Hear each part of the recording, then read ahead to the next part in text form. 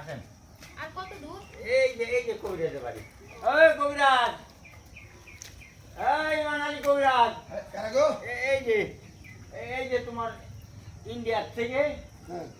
দুজন আছে, একজন মহিলা একজন পুরুষ। আসসালামু আলাইকুম ভাই। ওয়ালাইকুম আসসালাম। কোথা থেকে আসছেন? কোথায় থেকে? আমি ইন্ডিয়া থাকি, আমার ওয়াইফ নিয়ে।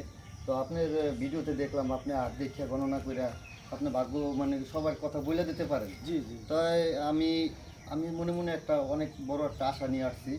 দেখি আল্লাহ পাক আপনার হাত দেখে আপনি বলতে পারেন কি। বুঝছি। আমার কাছে আসছেন বিশ্বাস করে আইছেন? বিশ্বাস করি আর বিশ্বাস আছে? আপনার কথা ওই যে কাকাই বলছে, অনেকবার বলছে, তারপরে আমার ওয়াইফও বলতেছে। তো বিশ্বাস চলো। না থাকলে তো আর ইন্ডিয়া থেকে আসতাম না। দেখি আপনার হাতটা দেখি। দাঁড়ান আমি ব্যাগটা নিয়ে আসি, ব্যাগটা আমার ব্যাগ। আচ্ছা যান। না না, লোকটা কবিরাজ এক নম্বর কবিরাজ। এর কাছে আসলি ছেলে মেয়ে না হলি ছেলে মেয়ে যখন তখন হওয়া যায়। ও আমাকে এলাকায় তারপরে এরকম লোক আছে তো? হ্যাঁ। ছেলে চলে হয় না। কবিরাজ খুব সুন্দর কবিরাজ, কোনো সমস্যা নেই। স্যার আল্লাহ একটা উসিলা ভাই করে দিয়েছে। আপনারা না পাইলে তো আর উপায়টা না, ভিডিও দেখছি আবার।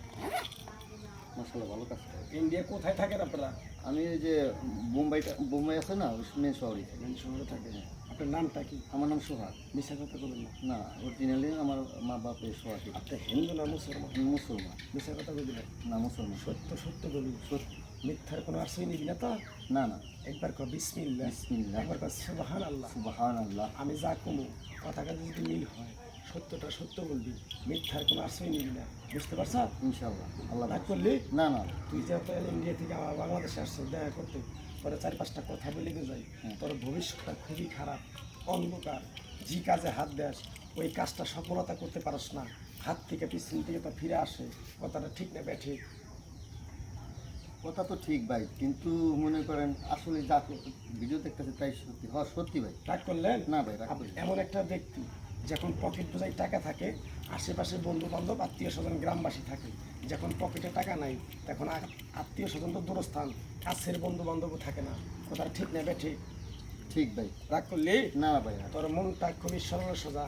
নিজে না খাওয়াইয়া মানুষকে খাওয়াস, সেই মানুষের তোর পিছন থেকে ছবল মারার জন্য ঘুরে। কথাটা ঠিক না ব্যাঠি? হ্যাঁ সত্যি। রাগ করলি? না ভাই। তোর সাথে আগে পিছিয়ে কোনো দেখা হয়েছিল? না ভাই, আমি ওই যে ভিডিওতে দেখছি আর বিশ্বাসের উপরে। এই কথাগুলো যে বললাম সত্য বললাম না মিথ্যা বললাম? না সত্যি। একবার কর বিসমিল্লাহ, বিসমিল্লাহ। আরেকবার কর সুবহানাল্লাহ। সুবহানাল্লাহ। এই নামগুলো নিলে ভালো না ক্ষতি? অনেক ভালো। তুই যেহেতু আমার কাছে আইছ, এই পাগলার কাছে সবাই আসতে পারে না, এই পাগলার ধলি কেউ সবাই নিতে পারে না। তাই আমি বলছি বিশ্বাসে বস্তু মিলি, তর্কে বহুদূর। তোর সাথে আমি তর্ক করতে চাই না। আমার ওস্তাদে বলছে পাগলা তোর একটা বিদ্যা শিখে গেলাম, এই বিদ্যাটা বিক্রি করে যদি তুই কারো কাছে 2-4-5 হাজার টাকা খাস, তাহলে তোর নাক মুখ দিয়ে রক্তটা মারাও দিতে পারস। তাই আমি আমার ওস্তাদের কথা অমান্য না করে, তাই আমি গাছগাছরা তাবিজ কবজ দিয়া কারো কাছে 10-20-50 টাকা নিয়ে খাই না। তুই যা তো বাংলাদেশে আসছ ইন্ডিয়া থেকে, এই পাগলার কথাগুলা তুই কি বিশ্বাস করছ? বিশ্বাস করছি। আরেকবার কর বিসমিল্লাহ, বিসমিল্লাহ। আরেকবার কর সুবহানাল্লাহ। সুবহানাল্লাহ। তোর অনেক আরো সমস্যা আছে, যদি বলে দেই ভালো হবে না ক্ষতি হবে? ভাই বললে আমার অনেক ভালো। কিরকম পাগলার কথাগুলো বিশ্বাস করছ? বিসমিল্লাহ বলার সাথে সাথে কোনো তাবিজ কবজ কোনো কিছু দিয়া তোমার কাছে কোনো টাকা নিব না, তোমার পকেটে টাকা দিয়া আমি এক সন্ধ্যা খামু, এক সন্ধ্যা একটা ভালো কাপড় চোপড় কিনবো।